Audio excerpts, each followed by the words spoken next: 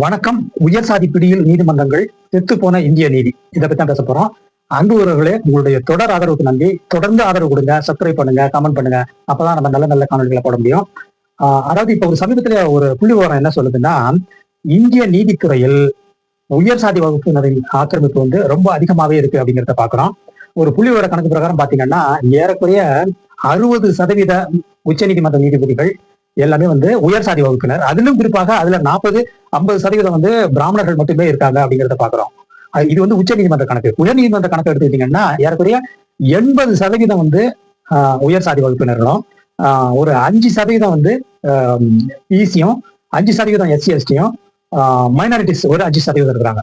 ஆக இந்த புள்ளி விவரம் நமக்கு என்ன சொல்ல வருதுன்னா, மொத்த இந்திய துறையுமே உயர் சாதி வகுப்பினராலும் பார்ப்பனர்களாலுமே நிரப்பப்பட்டிருக்கு அப்படிங்கிறது இந்த சமூக நீதி பேசுகிற இந்த மண்ணில பெரும்பான்மை மக்கள் பிராமணர் அல்லாதவராக இருக்கிற இந்த நாட்டுல இது மிகப்பெரிய ஒரு அநீதியாக பார்க்கப்படுகிறது. சமூக நீதி இல்லாத ஒரு நீதித்துறையாக இருந்து அது எப்படி அந்த நீதி பரிபாலனம் பண்ணும்போது மக்களுக்கு அது எந்த அளவு பயன்படும் அப்படிங்கிறது நீங்க கரண்டா இப்ப வர தீர்ப்புகளை நீங்க பார்த்தே தெரிஞ்சுக்கலாம். என்னன்னா, நம்ம எல்லா உயர் சாதியினரும் கெட்டவங்க நம்ம சொல்லல. சோ அந்த உயர் சாதியினர்லயும் நல்ல நீதிபதிகள்லாம் இருக்காங்க, அந்த ஆஸ்பெக்டுக்குள்ள நம்ம போகல. ஆனா ஏறக்குறைய 60-65% இருக்கிற பிசி மக்கள், ஏறக்குறைய 20% இருக்கிற எஸ்சி எஸ்டி மக்கள், மீதி ரொம்ப மைனாரிட்டியா இருக்கிற உயர் சாதி வகுப்பினர், இந்த மாதிரியான ஒரு பாப்புலேஷன் ஸ்ட்ரக்சரை கொண்ட இந்த நாட்டுல முழுவதுமாக இது மேல் சாதி மக்களே இந்த நீதித்துறையை கைப்பற்றிட்டாங்கன்னா அந்த நீதி பரிபாலனை எப்படி இருக்கும்? அதை பத்தி உங்களுக்கு நான் சொல்லிதான் நீங்க தெரிஞ்சுக்கணுங்கிற அவசியம் கிடையாது. இப்ப வருகிற நீதிகள் அந்த தீர்ப்புகள்ல நீங்க பாத்தீங்கன்னா மிக நன்றாகவே தெரியும். அது உயர் சாதி வகுப்பினருக்கு ஃபேவரபிளா தான் இருக்கு. இப்ப உள்ள நிறைய தீர்ப்புகள்ல பாத்தீங்கன்னா பணம் இருக்கிறவன், உயர் சாதி வகுப்பினரை சேர்ந்தவன், அதே மாதிரி அரசியல் செல்வாக்கு, சமூகத்துல செல்வாக்கு, சொத்துல செல்வாக்கு உள்ளவங்களுக்கான ஒரு குரலாக இந்திய நீதித்துறை தொடர்ந்து மாறிட்டே வருது அப்படிங்கிறத நம்ம பாக்குறோம். இதுக்கு காரணம் என்னன்னா, அந்த நீதிபதிகளுடைய அந்த ஜாதிய ஸ்ட்ரக்சர் தான். ஸோ அதிகமான உயர் சாதி நீதிபதிகள் இருக்கும்போது அந்த மாதிரியான ஒரு நீதி பரிபாலனமே நடந்துகிட்டு இருக்கு. ஸோ இப்ப இந்த ரெப்ரசன்டேஷன்ங்கிறது ரொம்ப ரொம்ப முக்கியம்.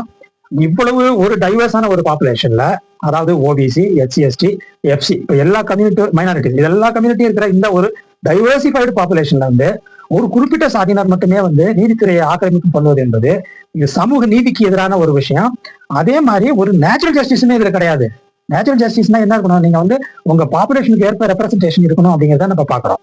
கண்டிப்பாக எல்லா நீதிமன்றங்கள்லயுமே அது ஹைகோர்ட்டா இருக்கட்டும், இல்ல சுப்ரீம் கோர்ட்டா இருக்கட்டும், இல்ல லோவர் கோர்ட்டா இருக்கட்டும், அந்தந்த ஏரியாவில் எவ்வளவு மக்கள் வாழ்றாங்க, அவங்களுடைய ரெப்ரசன்டேஷனுக்கு ஏற்ப நீதிபதிகள் இருக்காங்களா அப்படிங்கறத இந்த கொலிஜியம் கண்டுக்கணும். ஆனா அன்பார்ச்சுனேட்லி இப்ப நடைபெறுகிற இந்த கொலிஜியத்தின் மூலம் நடைபெறுகிற அப்பாயின்மெண்ட்கள் எல்லாமே எப்படியாவது உயர் சாதி இந்துக்கள் உள்ள புகுந்துடுறாங்க. உள்ள புகுந்து அவங்க உள்ள புகுந்ததோட இல்லாம அவங்க வாரிசு வேற இதுல நிறைய ஹைகோர்ட் ஜட்ஜஸோட பசங்களே ஜட்ஜஸா இருக்கிறாங்க. சுப்ரீம் கோர்ட்டோட அவங்க முன்னாள் நீதிபதியோட பசங்க தான் சீஃப் ஜஸ்டிஸ் எல்லாம் வராங்கிறத பாக்குறோம். அதே மாதிரி இது ஒரு பெரிய டைனாஸ்டிக் பாலிடிக்ஸ் அரசியல் தான் நம்ம எதிர்க்கிறோம் ஒழிய ஏன் அந்த நீதித்துறையில மட்டும் இருக்கணுமா என்ன? ஆக நீதித்துறையிலும் அது எதிர்க்கப்பட வேண்டிய ஒரு சமாச்சாரமா தான் நம்ம பாக்குறோம். இந்த சூழல்ல தான் இது ஒரு அலாமிங்கான ஒரு சிச்சுவேஷனா இருக்கு. அதாவது இந்த மாதிரி ஒரு நீதித்துறையில ஒரு ஸ்கியூடான ஒரு ரெப்ரசன்டேஷன் இருக்கும்போது நீதி பரிபாலனமும் ஒரு ரொம்ப ஸ்கியூடா தான் இருக்கும். அதை நோக்கி தான் நகரும். அதனாலதான் நிறைய நீதிமன்றங்கள்ல நம்ம மக்கள் நம்பிக்கை எழுத பாக்குறோம். சமீபத்துல எல்லா இடத்துலயும் நீதி இல்லைன்னா கூட அட்லீஸ்ட் நீதிமன்றத்துக்கு போனோம்னாலும் நமக்கு நீதி கிடைக்குங்கிற மக்கள் அந்த ஆசையோட வராங்க. ஆனா அங்க போயும் நீதி கிடைக்கலங்கிறது காரணம் என்னன்னா, அவங்களுக்கான ரெப்ரசன்டேட்டிவ்ஸ் அங்க இல்ல. அவங்களுடைய பிரச்சனைகளை புரிஞ்சுக்கிறதுக்கு, அவங்களுடைய வாழ்வாதாரங்கள் என்ன இருக்கு, அவங்க யாரு, அவங்களுடைய நிலை என்னங்கிறதெல்லாம் தெரிஞ்சு அதை உணர்ந்து அந்த எம்பத்தியோட நீதி பரிபாலனம் பண்ற ஜட்ஜஸ் அவங்க கம்யூனிட்டில இருந்து தானே முடியும். அது இல்லாத பட்சத்துல அவங்களுடைய குரல் அங்க கேட்கப்படல அப்படிங்கிறத பாக்குறோம். இது என்னுடைய லாங் டைம் எஃபெக்ட் ரொம்ப ரொம்ப மோசமா இருக்கும் அப்படிங்கிறத பாக்குறோம். ஒன்னும் இல்ல, சிம்பிளா நீங்க தமிழ்நாட்டுல எடுத்துக்கலாம், தமிழ்நாட்டுல ஹைகோர்ட்ல எடுத்துக்கலாம், எத்தனை பேர் உயர் சாதி இருக்காங்கிறத பாருங்க. பிற்படுத்தப்பட்ட, மிகவும் பிற்படுத்தப்பட்ட பட்டியலின மக்கள் மற்றும் மைனாரிட்டிஸ் இவங்களுடைய ரெப்ரசன்டேஷன் பாருங்க, ரொம்ப ரொம்ப ரொம்ப கம்மியா இருக்கு அப்படிங்கிறத பாக்குறோம். இது நீதி பரிபாலனத்துக்கு மிகவும் கேடானது. இது ஒரு நல்ல விஷயம் கிடையாது.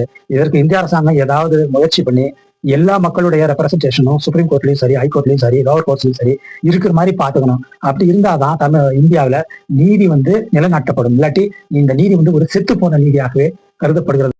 இதுல இன்னொரு அம்சமும் பார்க்கணும். அது என்னன்னா, இந்த பெண்களுக்கான ரெப்ரசன்டேஷனும் இந்த நீதித்துறையில ரொம்ப கம்மியா இருக்கு அப்படிங்கிறத பாக்குறோம். ஏன்னா நீங்க ஒரு நீதிமன்றத்திலயும் பாருங்களேன் எத்தனை பெண்கள் இருக்காங்கன்ட்டு. ஸோ பெண்களுடைய ரெப்ரசன்டேஷனும் அது இல்லாத போது அவங்க பிரச்சனைகளை உணர்றதுக்கான ஒரு அங்க ஒரு ஒரு சுச்சுவேஷன், ஒரு சூழல், ஒரு அட்மாஸ்பியர் இருக்காது. அதனால பெண்களுக்கு எதிரான குற்றங்களை விசாரிக்கப்படுகிற ஒரு நேரத்துல வந்து அவங்க ரெப்ரசன்டேஷன் இல்லைனாலும் அது மிகப்பெரிய பாதிப்பை ஏற்படுத்தும் அப்படிங்கிறதும் இதுல நம்ம இது ஒரு மிக முக்கியமான அம்சமா இருக்கும். ஆக ஒட்டுமொத்தமா இந்த நீதித்துறையை வந்து இப்ப உள்ள ஒரு இப்ப உள்ள அந்த ஸ்டாட்டிஸ்டிக்கல் இன்ஃபர்மேஷன் பிரகாரம் நம்ம அணுகுனோம்னா தொடர்ந்து வந்து இது வந்து உயர் சாதியினரின் பிடியில் இந்திய நீதித்துறை சிக்கி கொண்டு சீரழிஞ்சு போயிடுச்சு அப்படிங்கிறதா நம்ம சொல்ல முடியும்.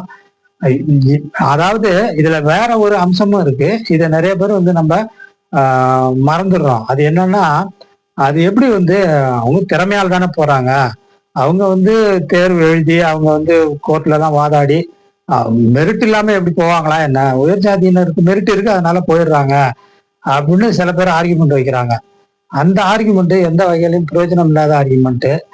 ஏன்னா இப்ப வந்து இந்த இந்திய சமூகமே வந்து இன்பேலன்ஸ்டா இருக்கும்போது, டிஸ்பாரிட்டிஸ் நிறைந்த ஒரு சமூகமா இருக்கும்போது, அதுக்கேற்ப நம்ம சில பாசிபிள் வேஸ் எல்லாம் வச்சு அந்த பேக்வேர்ட் அண்ட் அதர் எஸ்சி/எஸ்டி கம்யூனிட்டிஸ்ல இருந்து வரவங்களுக்கு கொஞ்சம் சலுகைகளை கொடுத்து அவங்களையும் ஜட்ஜஸ் ஆக்கினாதான் அந்த நீதி பரிமாணம் வந்து வந்து நல்லா நடக்கும். அப்பதான் வந்து ஒரு சமநிலை இருக்கும் அப்படிங்கறதா உண்மை.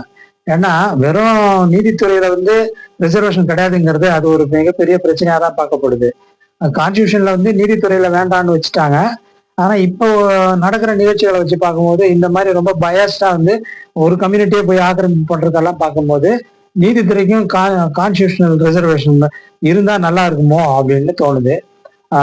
இது எல்லாத்தையுமே வந்து அரசாங்கம் வந்து தொடர்ந்து கவனத்தில் எடுக்கணும். பல்வேறு மாநில அரசாங்கங்கள் மற்றும் ஒன்றிய அரசாங்கத்தினுடைய அந்த மக்கள் பிரதிநிதிகள் வந்து இதுக்கு சட்டமன்றத்திலையும் பாராளுமன்றத்திலையும் மிகப்பெரிய ஒரு விவாதம் பண்ணி எல்லா மக்களுக்குமான நீதி நிலையாட்டப்பட வேண்டும் அப்படிங்கிறதுல எல்லாருக்குமே வந்து ஒரு பொறுப்பு இருக்கு. இது வந்து இது ஏதோ வந்து ஒரு கட்சிக்கு மட்டும்தான் இந்த பொறுப்பு இருக்கு, இல்ல இது வந்து அரசியல் சார்ந்தது அப்படின்லாம் இல்லை. மக்கள் வந்து எல்லா கம்யூனிட்டிலையும் இருக்கிறதுனால எல்லா கம்யூனிட்டி ரெப்ரசன்டேஷனும் கோர்ட்ல இருக்கணும்.